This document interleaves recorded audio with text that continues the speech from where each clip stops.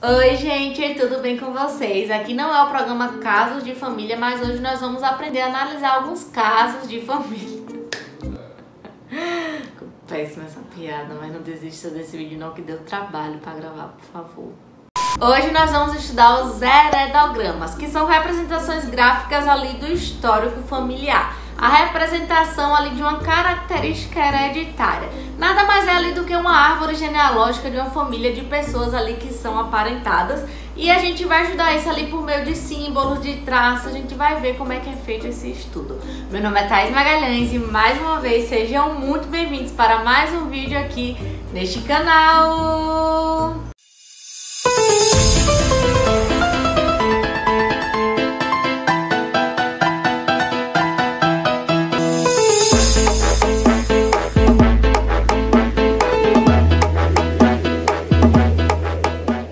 Antes de começar esse vídeo, já deixa o seu like que me ajuda muito. Se você é novo por aqui e ainda não é inscrito, você tá esperando o que para se inscrever? Se inscreve aqui embaixo, tá? E não esquece de ativar o sininho pra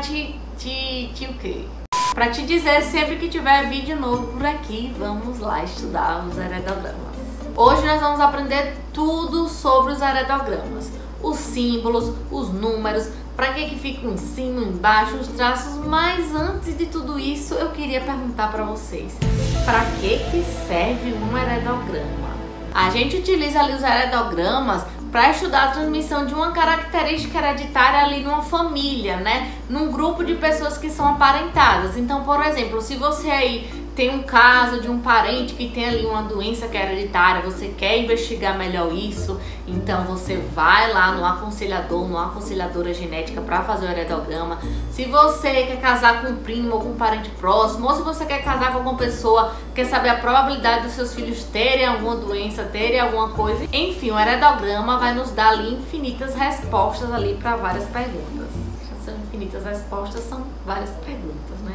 É verdade. E existe um campo chamado de aconselhamento genético, que é quem vai dar essas informações ali para as pessoas por meio dos heredogramas. E na verdade vai muito além disso, tá? Ao contrário do que muitas pessoas pensam, vai muito além de só dar informações e vai muito além de só utilizar heredogramas. Então, se vocês quiserem um vídeo falando ali sobre aconselhamento genético, como funciona a consulta, quais os exames que tem que ser feitos, quais as técnicas que são utilizadas, comenta aqui embaixo que eu trago esse vídeo para vocês, tá? E sem mais delongas, demora.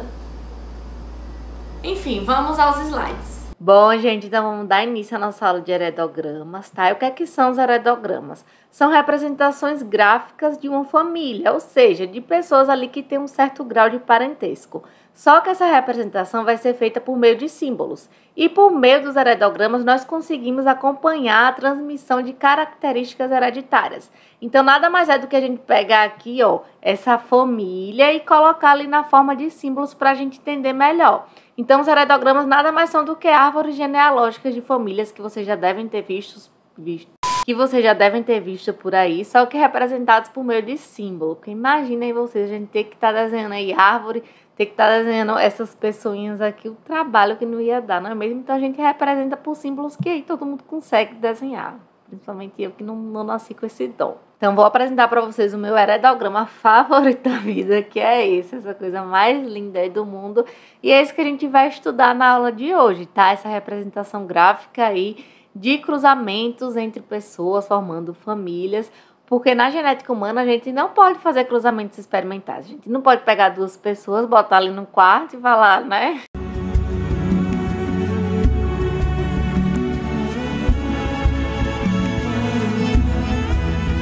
Não, a gente não pode fazer isso, então a gente faz isso ali por meio dos heredogramas, tá? Então a aula de hoje a gente vai começar lá do início, vendo o que é que significa os símbolos, vendo o que é que significa os números. Então essa aula é para você não ficar mais assim, por que a gente fica representando as famílias com quadrados, com círculos, com traços, não entendo nada disso. Então a aula de hoje é para você não ser mais esse meme aí da Gretchen.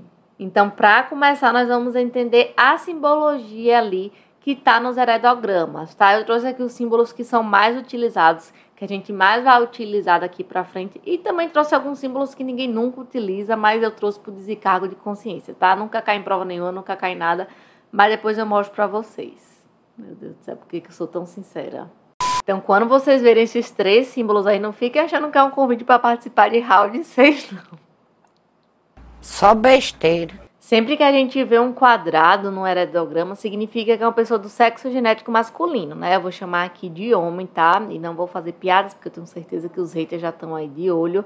Sempre que a gente vê um círculo, uma pessoa do sexo genético feminino, tá? Que eu vou chamar de mulher. E sempre que a gente vê um losango, esse símbolo aí de baixo, a gente não sabe qual é o sexo. Então é um sexo indefinido. A questão não trouxe o sexo pra gente. Ou então quando a gente tá montando, a gente realmente não sabe qual é, mas a gente sabe que tem uma pessoa ali naquele lugar. Então a gente bota um losango. É um losango mesmo. Uma linha horizontal desenhada entre um quadrado e um círculo significa o quê? Que rolou uma relação ali, rolou uma química, bateu o quê? Um acasalamento. Bateu um acasalamento. Teve um acasalamento aí entre um homem e uma mulher. Os filhos são conectados aos seus pais por linhas aí nas verticais que vão se estender logo abaixo dos seus pais. Então, ó, essas 2 meninas e esse menino aí, ó, todos eles são irmãos, tá? Então, são filhos aí desse casal de cima. E quando vocês verem um quadrado conectado a um círculo por meio aí de 2 linhas, significa que é um casamento consanguíneo, ou seja, um casamento entre pessoas ali aparentadas da mesma família. E Thaís, qual o BO diz? Qual o BO ali da gente ter um casamento entre pessoas da mesma família? É que a gente vai ter que conviver com a família do nosso ex quando não der certo o relacionamento? Não. O BO disso é que quando você casa com pessoas ali da mesma família, a tendência de juntar lelos excessivos e de fazer com que doenças excessivas apareçam seja bem maior. Mas também não deve ser muito fácil você estar convivendo com a família do seu ex, sendo que é sua própria família e... enfim. E toda vez que algum desses 3 símbolos aparecerem ali preenchidinhos no meio ou rachuradinhos, significa que essas pessoas são afetadas, ou seja, portam uma característica que a gente está estudando. Significa dizer que elas têm alguma doença? Não. Significa dizer que elas são afetadas. Vai depender o quê? Da característica que a gente está estudando, que pode ou não ser uma doença. E toda vez, então, que esse quadradinho, essa bolinha, esse círculo e esse losango aí tiverem sem ser pintadinhos no meio, significa que as pessoas não são afetadas, então não portam aquela característica que a gente está estudando. E uma coisa que a gente vai aprender mais na frente, porque na aula que vem a gente vai estudar os tipos de heranças, é que quando a gente vê assim, ó, esse símbolozinho com um círculozinho pintado no meio, significa que a pessoa é portadora de uma característica ligada ao X. Mas a gente vai entender isso mais na frente, tá? E agora eu trouxe para vocês aqui alguns símbolos por desencargo de consciência que eu nunca vi em lugar nenhum, mas... nunca vi em prova, mas é bom a gente saber, né? Quando a gente tem esse símbolo, significa dizer que são gêmeos dizigóticos, ou seja, gêmeos que foram formados ali por 2 óvulos diferentes, então o sexo pode ser diferente. Quando a gente tem esse símbolo aqui, significa que são gêmeos monozigóticos, ou seja, o sexo obrigatoriamente tem que ser o mesmo. Então, se for quadradinho, quadradinho, se for círculozinho, círculozinho.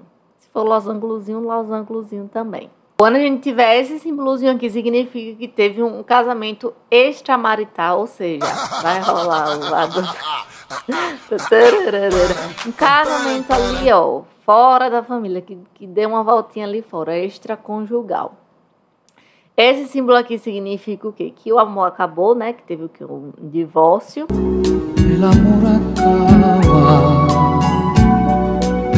Esse aqui, falecido. Esse aqui é o número de filhos, quando a pessoa tá ali fazendo um heredograma, tá com preguiça de ter que desenhar 4 quadradinhos e 3 círculos, pega e bota assim desse jeito. Esse aqui significa que a pessoa não teve filho. E esses 2 símbolos eu vejo sendo utilizados para aborto. No caso, utilizados em livro. Em provas eu nunca vi, não. Mas agora que a gente já aprendeu os símbolos, vamos ver como é que funciona a estrutura de um heredograma. A pessoa que está interessada ali em saber do histórico familiar, que foi a pessoa que procurou ali, né, para fazer esse heredograma, é chamada de probando, mas pode ser também chamada de propósito ou de caso índice. E essa pessoa é indicada aí por uma seta. Então, sempre que tiver uma setinha ali indicando uma pessoa no heredograma, significa ali que tudo começou por meio daquela pessoa, que foi ela que foi atrás aí de resolver esse BO, de saber da família, tá? Aqui ao lado nós vamos ter o quê? O número de gerações. Então, esse heredograma é composto por 3 gerações. A primeira, tá? Que é essa linha aí de cima. A segunda, que é a linha do meio. E a terceira, que é a linha de baixo ali, que só vai ter uma pessoa. E essas gerações são representadas por números romanos. Já as pessoas do heredograma são representadas por números arábicos, ou seja, 0, 1, 2, 3, 4, na verdade não tem 0. 1, 2, 3, 4, 5, 6, 7, 8, 9, enfim. E aí o que acontece? O certo, né, a se fazer é quando a gente pega lá a primeira geração, a gente bota a primeira e a segunda pessoa pertencentes a essa primeira geração. Quando a gente pega a segunda geração, a gente pega a primeira, segunda, terceira, quarta pessoa que pertence ali. Quando a gente vai na terceira geração, a gente faz a mesma coisa. Só que vocês podem encontrar por aí pessoas que não fazem isso, que saem numerando, tipo 1, 2, 3, 4, 5, 6, 7, 8, 9, 10, 11, 12. É errado, mas também não é certo. Então, sempre optem por fazer desse jeito aqui, tá? Cada linha ali tendo o seu número inicial como 1. Cada pessoa ali do lado esquerdo sendo a pessoa do número 1. E falando aqui em lado esquerdo, os filhos mais velhos sempre vão aparecer aqui, ó, do lado esquerdo. Então, esse número 1 ali, ó, da geração 2 é o mais velho, depois o número 2, depois o número 3, que foi quem teve ali o casamento e teve um filho. Então, nós conseguimos aí, ó, ver quantos indivíduos tem por geração e estudar cada um particularmente. Então, se eu falasse assim pra vocês, como é que eu posso identificar o probando aí desse heredograma? E aí? Era só a gente botar, né, o número 2 romano e o número 2 em arábico, que é o que representa ali a posição do probando. Então, a gente sempre se refere às pessoas desse jeito, com o número romano primeiro e depois com o número arábico, e aí a gente consegue localizar onde é que está aquela pessoa ali no heredograma. E aí, antes da gente começar a analisar de fato os heredogramas, vocês lembram lá de uma aula que eu expliquei sobre o cariótipo, que a gente tem os cromossomos autossomos ou autossômicos e os cromossomos sexuais? Aí vocês devem estar, mas Thaís, por que você está faltando nisso? Gente, porque tudo na genética está interligado. Pro bem ou pro mal vai estar interligado. A gente precisa saber disso porque nós temos tipos diferentes de heranças, tá? Mas não se preocupem que na aula que vem a gente vai estudar cada um deles. Mas nessa aula eu só quero que vocês saibam que existem 2 tipos, tá? A herança dos cromossomos autossômicos e a herança dos cromossomos sexuais. A herança dos cromossomos autossômicos estão envolvidos ali com os cromossomos que não têm relação ali com o sexo.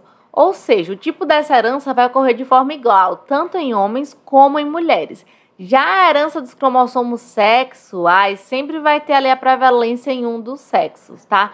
Mas na aula de hoje a gente vai focar então no tipo de herança autossômica, que se resume ali basicamente no que a gente já aprendeu em Mendel, de ser dominante e de ser recessivo. Então aqui a gente vai ver o Azão, a gente vai ver o Azinho, vai ver o Azão, Azinho, tá? Então vamos focar nesse tipo de herança. Então vamos lá, minha gente. Primeira regra básica. Sempre que vocês verem um heredograma, vocês têm que procurar por isso aqui.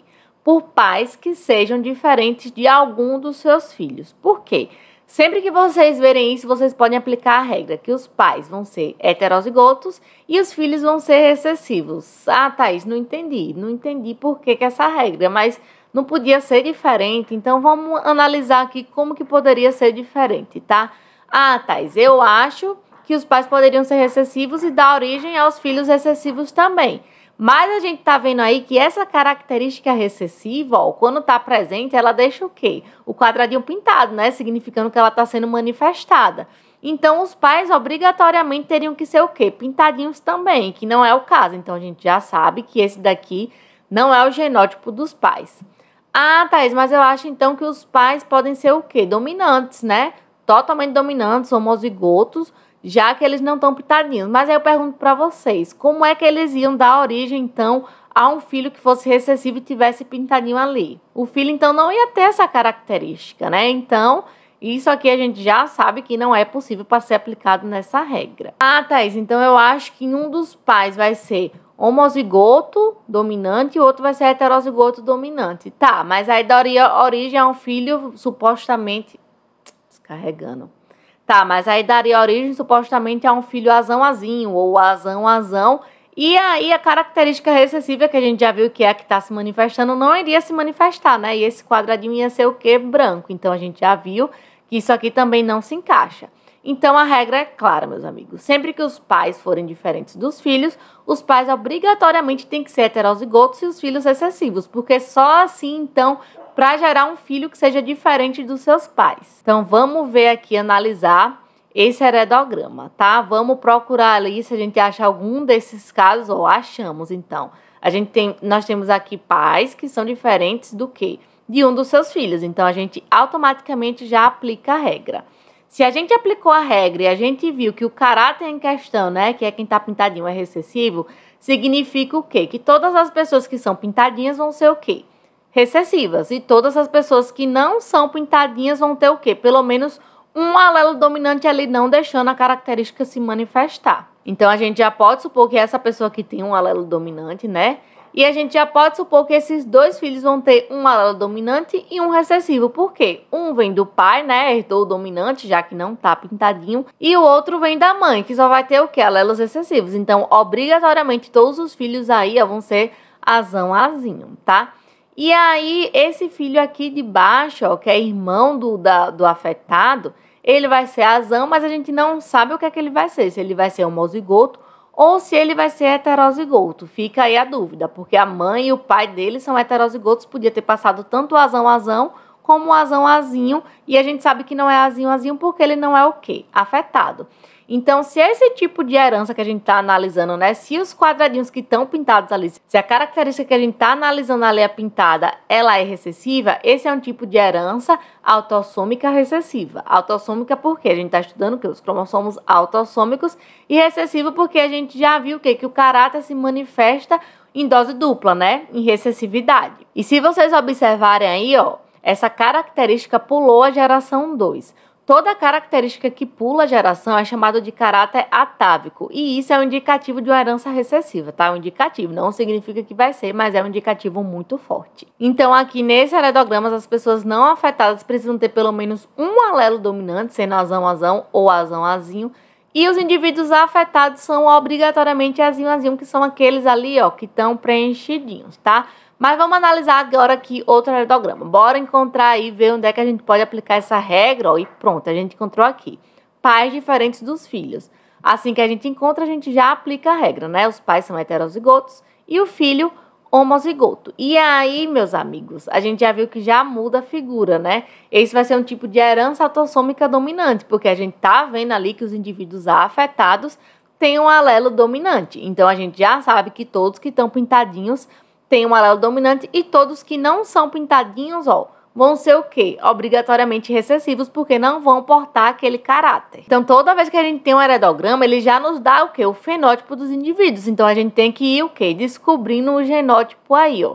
Então, ó, aqui na terceira geração, esse indivíduo, a gente já sabe que ele vai ser azão, né? Porque ele porta esse caráter, mas não sabe se vai ser azão-azão ou azinho-azinho, tá?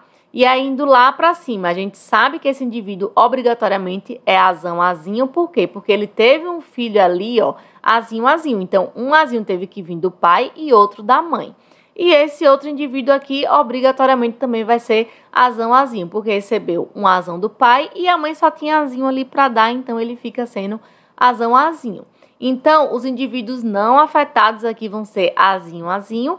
E os indivíduos afetados precisam ter apenas um alelo dominante, azão-azão ou azão-azinho. Por isso que essa é uma herança autossômica dominante. A característica, então, se manifesta ali por meio dos alelos ou do alelo dominante. E geralmente, minha gente, quando é uma característica dominante, assim, ó, ela aparece em todas as gerações. Não tem aquele salto que a gente observou lá na herança recessiva. Mas a gente vai estudar isso mais detalhadamente na aula que vem. E aí, sempre que vocês verem um casal afetado tendo um filho que seja não afetado, vocês já podem aí deduzir que é a herança autossômica dominante. Então, essa foi a aula, gente. Eu espero que vocês tenham gostado, tá? Na aula que vem a gente vai estudar os tipos de heranças. E daqui pra frente a gente vai trabalhar com heredogramas, vai aprender ali a calcular as probabilidades. E é isso, eu espero que vocês tenham gostado, mas eu vou me despedir de vocês formalmente em 3, 2, 1. Então esse foi o vídeo, gente. Muito obrigada pra você que assistiu até aqui. Se você ficou com alguma dúvida, comenta aí embaixo, tá?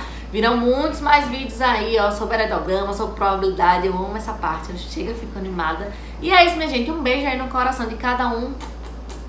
Tchau! Eu acho que a câmera tá cortando a minha cabeça, mas tudo bem. Tá cortando mesmo. São representados por números arábicos. Arábios ou arábicos? Hoje eu tô ótima, viu? Esse símbolo aqui significa um casamento